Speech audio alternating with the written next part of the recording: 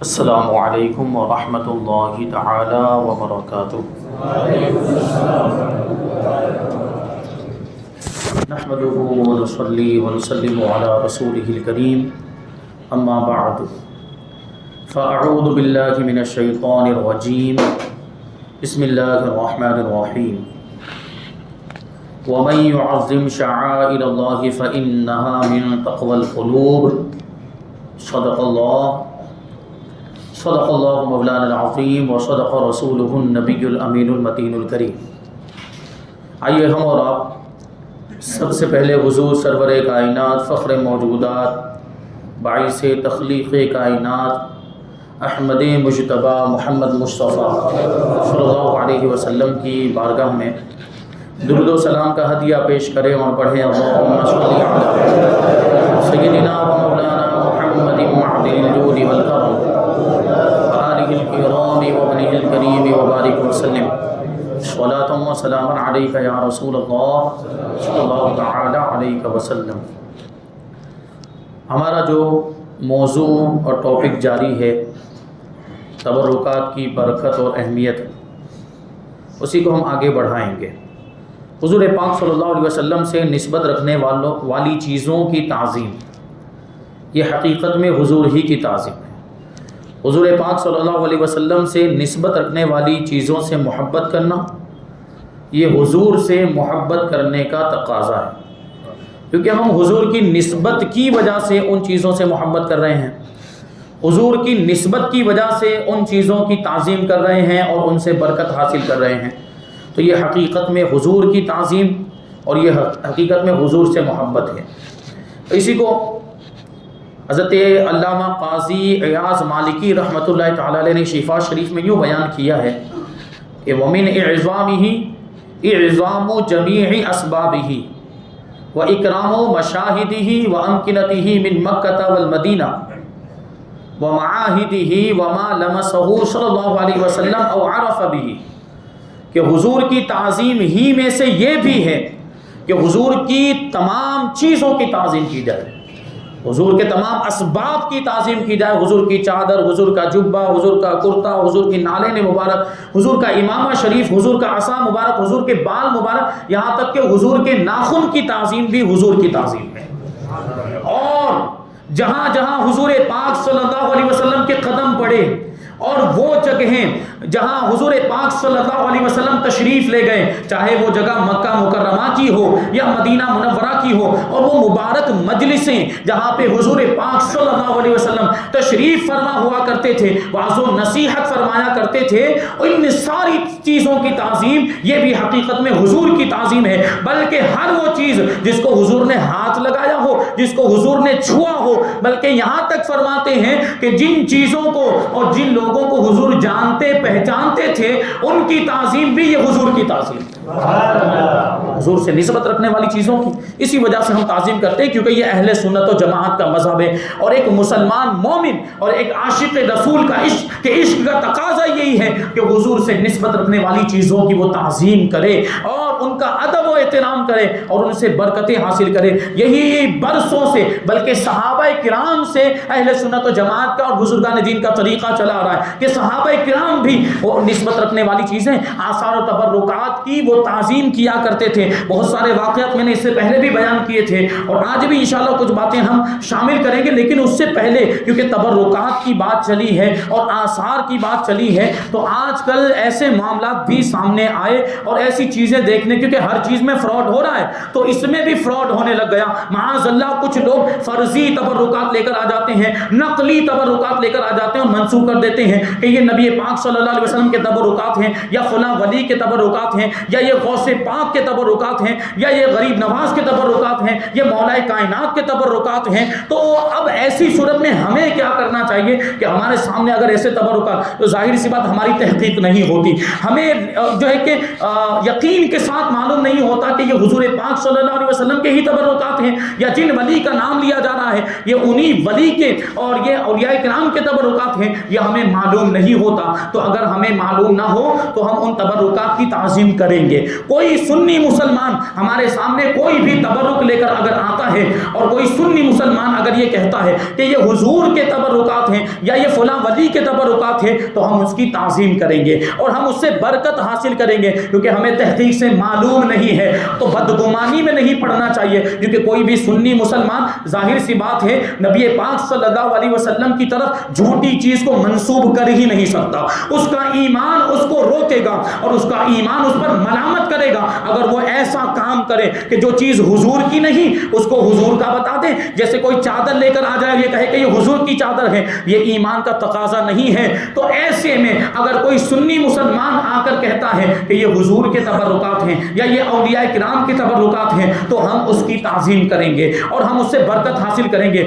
اور بدگمانی میں پڑھ کے انکار کر کے اس کی برکت سے محروم نہیں ہوں گے، کیونکہ بدگمانی بھی بہت بڑا گناہ ہے۔ اللہ تبارک و تعالی ارشاد فرماتا ہے یا ایھا الذین آمنوا اجتنبوا کثیرا من الظن ان بعض الظن اثم ولا تجسسوا۔ اے ایمان والو بہت زیادہ گمان کرنے سے بچو، بہت زیادہ گمان کرنے سے بچو، کیونکہ بعض گمان ایسے ہوتے ہیں جو گناہ ہوا کرتے ہیں، جو بدگمانی جس کو کہا جائے، یعنی برا گمان کسی کے بارے میں کر لینا یہ گناہ ہوتا ہے اور بدگمانی کرنے والا یہ گنہگار ہو جاتا ہے۔ اور اللہ کے رسول صلی اللہ علیہ وسلم نے بھی حدیث میں ارشاد فرمایا ایاکم الظن فإن الظن اکذب الحدیث، کہ برا گمان کرنے سے تم بچتے رہو کیونکہ یہ گمان یہ بہت جھوٹی بات ہوا کرتی ہے، کیونکہ ہمیں تحقیق نہیں، ہمیں یقین کے ساتھ معلوم نہیں، تو کسی کے بارے میں بھی ہم یہ کیسے کہہ سکتے ہیں کہ یہ جھوٹ بول رہا ہوگا یا جو ہے کہ اس نے غلط منسوب کیا ہے۔ تو اگر ہم یہ بات مان لیں یا یہ بات اس کے تعلق سے ہم اپنی زبان سے بول دیں تو ہم گنہگار ہو جائیں گے۔ ہاں یہ سوال آتا ہے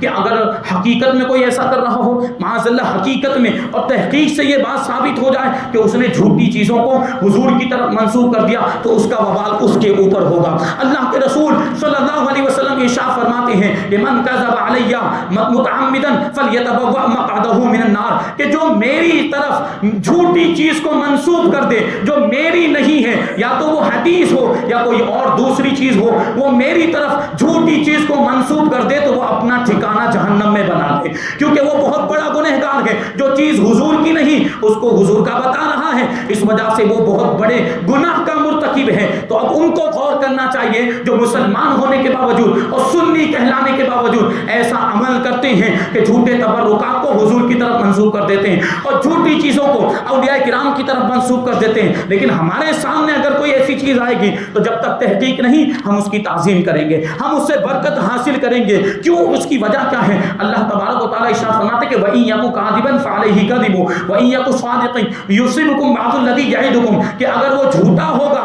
تو اس کے جھوٹ کا وبال اس کے اوپر ہے، لیکن اگر وہ سچا ہوگا تو تمہیں وہ پہنچ جائے گا جس کا وہ تمہیں وعدہ دے رہے ہیں، یعنی بدگمانی کا وبال صرف تمہارے اوپر ہوگا اور بدگمانی کی وجہ سے تم گنہگار ہو جاؤ گے۔ اس لیے جو تبرکات ہمارے سامنے آئیں گے تو جب تک تحقیق نہ ہو کہ یہ صحیح ہے یا یہ غلط ہے ہم تو اس کی تعظیم کریں گے۔ ہاں کیونکہ یہ جو تبرکات ہیں یہ تواتر کے ساتھ چلے آ رہے ہیں کہ انہوں نے ان کو دیا، انہوں نے ان کو دیا، وہاں سے وہاں پہنچا، اور بعض لوگوں کے پاس تو تبرکات کی سند بھی ہوتی ہے۔ کسی کے پاس منہ مبارک ہے تو اس کی سند ہوتی ہے کہ انہوں نے ہمیں دیا اور ان کو انہوں نے دیا، اس طرح اوپر تک جو ہے کہ وہ روایت بیان بھی کرتے ہیں، تو وہ تو پھر بہت زیادہ معتبر ہیں اور ان کی تو تعظیم یقیناً کی جائے گی۔ لیکن جن کے بارے میں ہمیں معلوم نہیں بھی ہے ان کی بھی ہم تعظیم کریں گے۔ لیکن دیکھیں کچھ باتیں ایسی سامنے آتی ہے تو بڑا افسوس ہوتا ہے اور بہت ہی دکھ ہوتا ہے۔ ایک بات ابھی جو ہے کہ سامنے آئی کہ کچھ لوگوں نے یہ طریقہ اختیار کیا ہے معاذ اللہ کہ حضور پاک صلی اللہ علیہ وسلم کے نقلی نقوش قدم بنا رہے، وہ نقلی نقش قدم،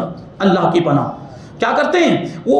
قیمتی پتھر راجستھان سے منگوایا جاتا ہے، قیمتی پتھر راجستھان سے منگواتے ہیں اور پھر اس پر یہ حضور پاک صلی اللہ علیہ وسلم کا نقش قدم جو اوریجنل والا وہ ان کے سامنے ہوتا ہے، کاریگر کو بٹھا دیا جاتا ہے اور وہ کاریگر جو ہوتا ہے وہ جو سنگ تراشی کرنے والے جو نقش و نگار کرنے کے ماہرین ہوتے ہیں، پتھروں کو تراش تراشنے والے وہ اب اس میں وہ نقش بناتے ہیں. اس میں جو حضور پاک صلی اللہ علیہ وسلم کے نقش قدم کو آپ نے دیکھا ہوگا, اگر نہیں دیکھا تو اللہ تعالیٰ زیارت نصیب فرمائے. تو یہ لوگ کیا کر رہے ہیں کہ اس کو سامنے رکھے کاریگر سے باقاعدہ حضور کے نقش قدم کو وہ ایسے کھدوا رہے ہیں, اس میں وہ پتھر میں بنوا رہے ہیں, اور پھر کیا باقاعدہ اس کو بیچ رہے ہیں, باقاعدہ اس کو دھندا بنایا ہوا ہے اور اس کا کاروبار کر رہے ہیں. ان پر اعتراض کیا گیا تو وہ کیا جواب دیتے ہیں, ہم لوگوں کو بتا کر دیتے ہیں کہ یہ حضور کے اصلی نقش قدم نہیں ہے, یہ ہم نے اصل سے اس کی نقل بنوائی ہے, یہ اس کی کاپی ہے, یہ ہم نے کاریگر سے بنوایا. تو یہ حضور پاک صلی اللہ علیہ وسلم سے تبرکات, یہ حضور کی طرف جو حضور کی چیز نہیں ہے, یہ حضور کی طرف منسوب کرنا ہوا کہ نہیں.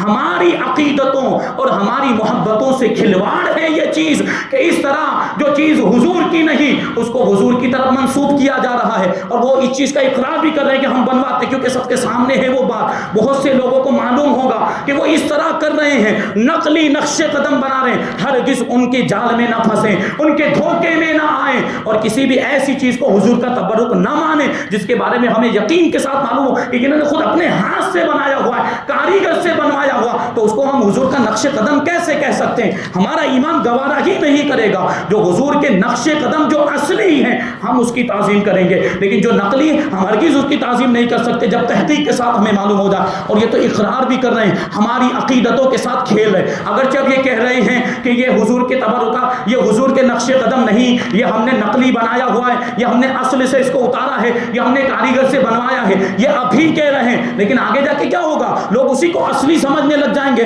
جب کوئی بتانے والا نہیں ہوگا. تو اس کا ذمہ دار کون ہوگا اور اس کا وبال کس پر ہوگا؟ جس نے اس کی شروعات کی ہے. تو ایسا کر رہے ہیں اور اپنے انجام کے بارے میں غور بھی نہیں کرتے کہ ان کا انجام کیا ہوگا, کیونکہ حضور نے ارشاد فرمایا کہ جو میری طرف جان بوجھ کر جھوٹی چیز کو منسوب کرے وہ اپنا ٹھکانہ جہنم میں بنا لے. تو اس طرح یہ جہنم کے مستحق بن رہے ہیں. ایسی چیزیں بھی ہمارے سامنے آ رہی ہے. تو بہرحال اگر کہیں سے آپ کو تحقیق کے ساتھ پتہ چل جائے کہ یہ حضور کا تبرک نہیں ہے تو آپ اس کو نہیں مانیں گے, لیکن تحقیق کے ساتھ پتہ نہیں ہے تو ہم اس کی تعظیم بھی کریں گے اور ہم اس سے برکتیں بھی حاصل کریں گے. تو یہ ایسا بھی ہو رہا ہے کیونکہ لوگ اب اتنے لالچی ہو گئے اور دنیا کی محبت ایسی کوٹ کوٹ کر اب بھر گئی ہے لوگوں کے اندر کہ اب وہ حضور کے تبرکات کی بھی فکر نہیں کر رہے ہیں. اب وہ اپنے ایمان کے تقاضے کے خلاف عمل کرتے ہوئے نظر آتے ہیں. ان کا ایمان تو کیا کہتا ہے کہ حضور کی طرف جھوٹی چیزوں کو منسوب نہ کیا جائے, لیکن وہ یہ کام کرتے ہوئے نظر آ رہے ہیں. اللہ تبارک و تعالیٰ ان کو ہدایت عطا فرمائے, صحیح توفیق عطا فرمائے. اور حضور پاک صلی اللہ علیہ وسلم کے نقش قدم کی بات چلی ہے, یہ مکرانہ کے یا راجستھان کے پتھر پر حضور کا نقش قدم آ ہی نہیں سکتا, کیونکہ حضور یہاں تشریف نہیں لائے. ظاہری طور پر حضور ہندوستان میں تشریف نہیں لائے, ورنہ ویسے تو حضور ہر مومن کے گھر میں تشریف لاتے ہیں. ظاہری طور پر حضور تشریف نہیں لائے, اور ظاہری طور پر حضور پاک صلی اللہ علیہ وسلم کا یہ معجزہ تھا کہ حضور جس پتھر پر اپنا پاؤں مبارک رکھتے تھے وہ پتھر حضور کے نقش قدم کو اپنے سینے میں محفوظ کر لیا کرتا تھا. اب یہ کون سے پتھر ہوں گے؟ وہ یا تو مکہ مکرمہ کے پتھر ہوں گے, یا وہ مدینہ منورہ کے پتھر ہوں گے, یا طائف کے پتھر ہوں گے, یا ان علاقوں کے پتھر ہوں گے جہاں پر حضور پاک صلی اللہ علیہ وسلم کے مبارک قدم پڑے ہیں, جہاں حضور تشریف لے گئے وہاں کے وہ پتھر ہوں گے. تو وہ پتھر دیکھنے سے ہی پتہ چل جائے گا کہ یہ کہاں کا پتھر ہے, یہ مکرانہ کا پتھر ہے, یہ راجستھان کا پتھر ہے, یا یہ عرب کا پتھر ہے, یہ مکہ کا پتھر ہے, یہ مدینہ کا پتھر ہے. تو اس طرح آپ اندازہ لگا سکتے ہیں. بہرحال یہ چیزیں ہو رہی ہیں. تو وہ بات یہی عرض کرنا چاہ رہا تھا, اور یہ میں نے یہ گفتگو اسی لیے شروع کی ہے کہ ایسا ہونے لگا تو ان کو اپنے ایمان کی خیر منانی چاہیے, ان کو اپنے ایمان کی خیر منانی چاہیے کہ یہ جھوٹے نقش قدم کو حضور کی طرف منسوب کر رہے ہیں, کتنا برا عمل یہ کر رہے ہیں, اور ان کا ایمان ان کو ملامت نہیں کرتا ایسا کرنے پر, اور اسی کو دھندا بنا دیا, اسی کو کاروبار باقاعدہ اس کو بیچا جا رہا ہے. اللہ کی پناہ یہ سب ہو رہا ہے. تو اگر تحقیق کے ساتھ معلوم ہو جائے تو ہم اس کو نہیں مانیں گے, لیکن جہاں ہمیں کچھ پتہ نہیں, یقین کے ساتھ نہیں معلوم, تو ہم وہاں ان کی تعظیم. یہ پتھروں کی جو بات میں کہہ رہا ہوں اس کے گواہ بھی موجود ہیں, اس کے گواہ ہیں ہمارے پاس, اور لوگوں نے خود ان کو جا کر پوچھا جو ایسا کر رہے ہیں, ان سے پوچھا تو انہوں نے یہ بات ان کو کہی کہ ہم لوگوں کو بتا کر دیتے ہیں کہ یہ نقلی ہے, ہم نے اس کو راجستھان کے پتھر پر کھدوایا ہے, کندہ کروایا ہے, یہ بتا کر دیتے ہیں. تو اس طرح وہ بہانہ کرتے ہیں. تو یہ بہانہ بھی نہیں چلے گا. ان کا یہ بہانہ بنانے کی ضرورت ہی کیا ہے جب ہمارے پاس حضور کے اصل نقش قدم موجود ہیں؟ نقلی کی کوئی ضرورت ہے؟ نقلی کی کوئی ضرورت نہیں. ہم اصلی کی زیارت کریں,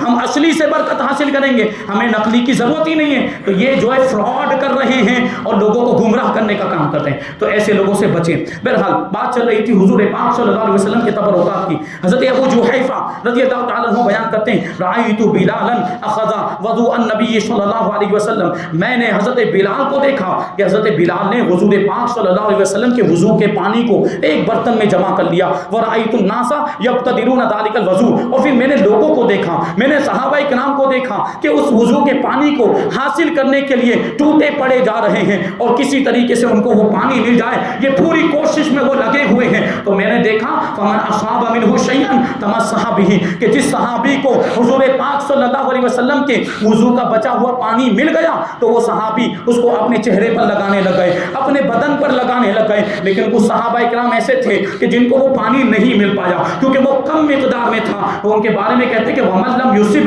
مِنْهُ فَأَخَذَ مِنْ بَلَلِ يَدِ أَخِيهِ، تو جس کو وہ پانی نہیں مل پایا وہ اپنے ساتھی کے ہاتھ میں جو تری تھی اسی تری سے فیض حاصل کرنے لگ گیا اور اس کے ہاتھ سے وہ تری حاصل کرنے لگ گیا۔ یہ صحابہ کرام کا طریقہ تھا کہ حضور پاک صلی اللہ علیہ وسلم کے وضو کے پانی کو بھی ایسا عظمت والا اور برکت والا سمجھتے تھے کہ اس پانی کو زمین پر گرنے نہیں دیتے تھے، اپنے ہاتھ میں لے لیتے تھے، اپنے چہرے پر اور اپنے جسم پر لگا لیا کرتے تھے۔ حضرت انس بن مالک رضی اللہ تعالیٰ عنہ کی روایت ہے، فرماتے کہ سلام رسول اللہ صلی اللہ علیہ وسلم اسفارہ ثم قسم بین الناس ثم قسمہ بین الناس، کہ حضور پاک صلی اللہ علیہ وسلم نے اپنے ناخن ترشوائے، ناخن کٹوائے، اور پھر جو کٹا ہوا حصہ تھا، جو ناخن کے تراشے تھے، حضور پاک صلی اللہ علیہ وسلم نے وہ کٹے ہوئے حصے کو، ناخن کے تراشوں کو صحابہ کرام کے درمیان تقسیم فرما دیا،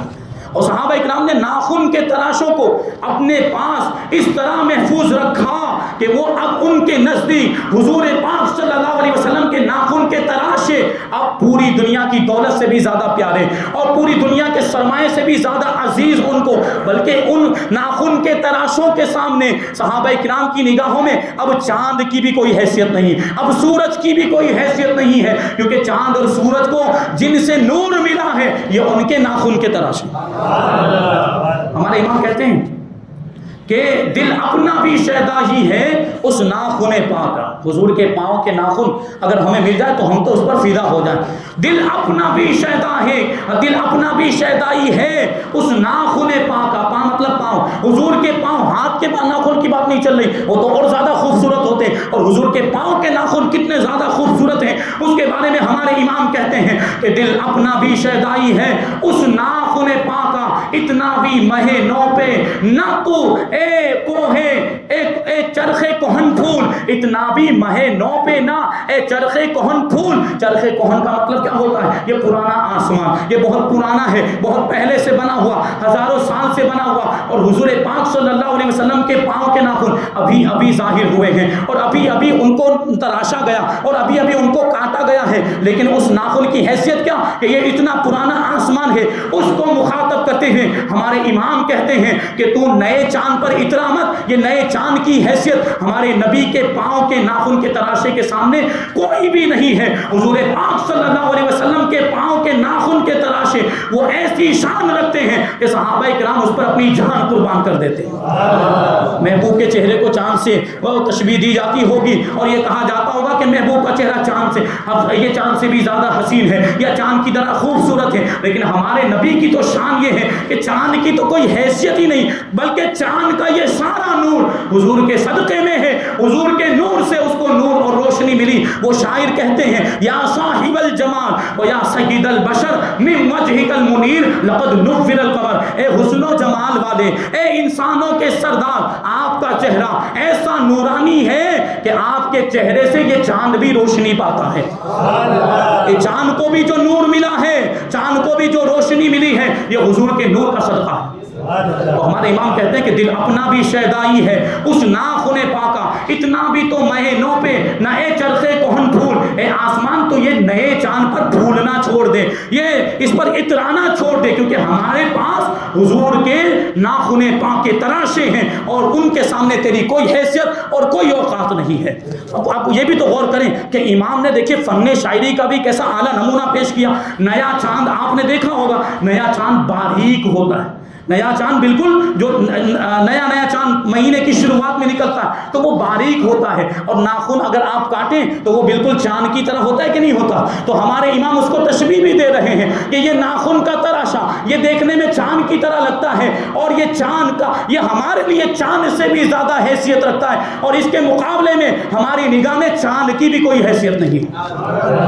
ہمارے پاس وہ نعمت ہے۔ اور یہ صحابہ کرام دیکھیں کتنے خوش نصیب کہ صحابہ کرام کو حضور پاک صلی اللہ علیہ وسلم کے ناخن کے تراشے ملے اور انہوں نے اس کو اپنے پاس محفوظ رکھ لیا۔ ہمارے آپ کے ناخن تو پھینک دیے جاتے ہیں، ہمارے آپ کے ناخن کی کوئی حیثیت نہیں، اگر کسی کے ہاتھ میں دیں وہ گھن محسوس کرے گا اس سے اور اس کو پھینک دے گا، لیکن یہ حضور کے ناخن کے تراشے، یہ سردار کائنات کے ناخن کے تراشے، صحابہ جانتے تھے کہ یہ حضور کے ناخن ہیں اور ان کا مقام و مرتبہ کتنا بلند و بالا ہے، تو اسی وجہ سے تو انہوں نے محفوظ رکھا، اور اسی وجہ سے وہ ناخن کے تراشے اگر کسی صحابی کے پاس تھے بھی تو اس کے تعلق سے انہوں نے وصیتیں کی، اس کو سنبھال کے رکھے تھے۔ حضرت امیر معاویہ رضی اللہ تعالیٰ عنہ کے بارے میں روایتوں میں آیا ہے، حضرت مولا علی قاری مرقات شرح مشکات میں فرماتے ہیں کہ حضرت امیر معاویہ کے پاس حضور پاک صلی اللہ علیہ وسلم کے تبرکات میں سے حضور کا تہبند شریف یعنی لنگوی شریف، حضور کا کرتا مبارک اور حضور کی چادر مبارک بھی تھی، اور حضور کے ناخن کے تراشے تھے، اور حضور کے کچھ منہ مبارک تھے۔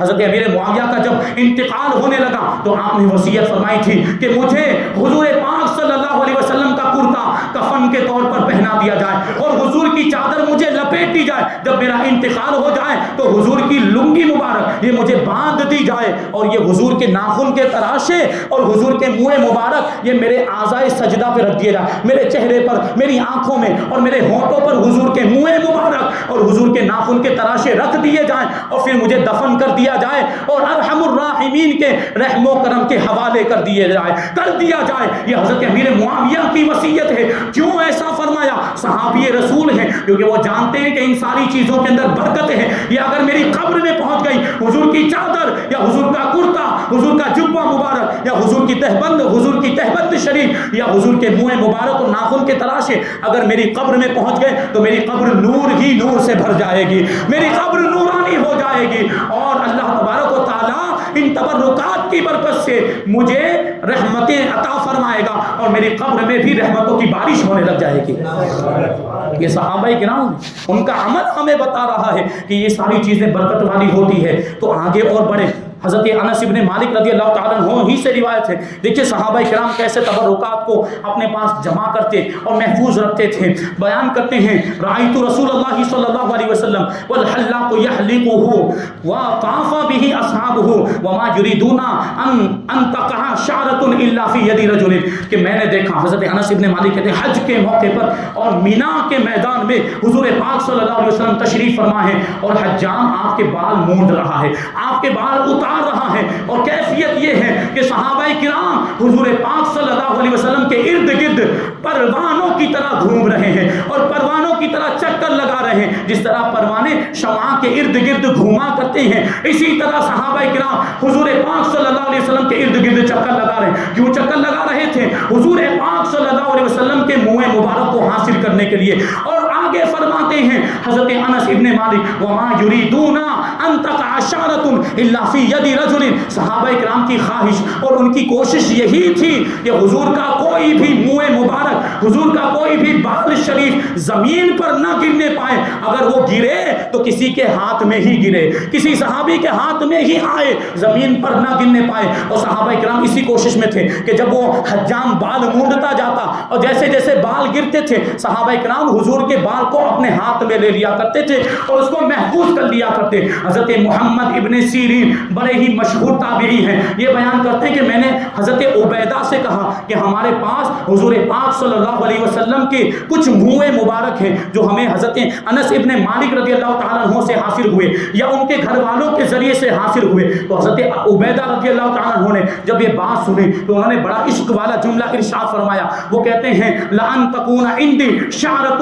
مِّنْهُ أَحَبُّ إِلَيَّ مِنَ الدُّنْيَا وَمَا فِيهَا، کہ میرے پاس اگر حضور کا ایک بھی منہ مبارک ہونا تو وہ مجھے دنیا اور ما فیہا سے زیادہ محبوب ہوگا،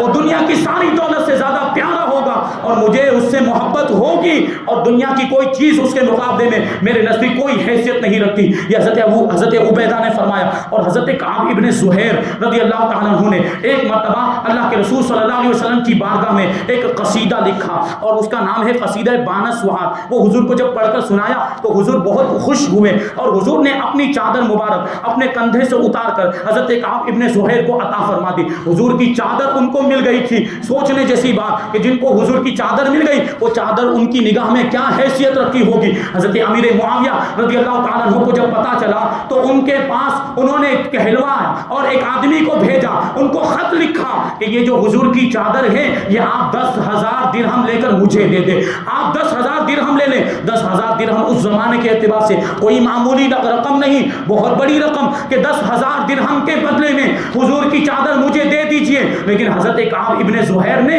دینے سے انکار کر دیا کیونکہ وہ اس کی حیثیت کو جانتے تھے, اس کی اہمیت کو سمجھتے تھے. یہ 10,000 تو کیا, اگر کروڑوں اور لاکھوں درہم بلکہ دنیا کی ساری دولت بھی لا کے رکھ دی جائے اس چادر کے مقابلے میں کوئی حیثیت نہیں رکھتی. لیکن پھر کیا ہوا, حضرت کعب ابن زہیر کا جب انتقال ہوا تو حضرت امیر معاویہ نے پھر وہ چادر مبارک 20,000 درہم میں ان کے بیٹوں کے پاس سے حاصل کی تھی. کیونکہ حضرت امیر معاویہ اور صحابہ کرام سب وہ تبرکات کو یہ سمجھتے تھے کہ بڑی اہمیت والے اور بڑی برکت والے قابل تعظیم, اس لیے تو 20,000 درہم کا خرچہ کیا. 20,000 درہم کے بدلے میں وہ چادر حاصل کی ہے. کیوں کہ ان کی نگاہوں میں وہ چادر کی ویسی اہمیت تھی. حضرت انس ابن مالک کے پاس بھی حضور کے ناخن کے تراشے اور حضور کے منہ مبارک تھے. آپ نے بھی وصال کے وقت حضرت انس ابن مالک جو حضور کے خادم خاص ہیں انہوں نے وصیت کی تھی کہ جب میں مر جاؤں, جب میرا انتقال ہو جائے اور جب تم مجھے دفن کرنے لگ جاؤ تو یہ حضور کے ناخن کے تراشے اور حضور کے منہ مبارک میری زبان کے نیچے رکھ دینا,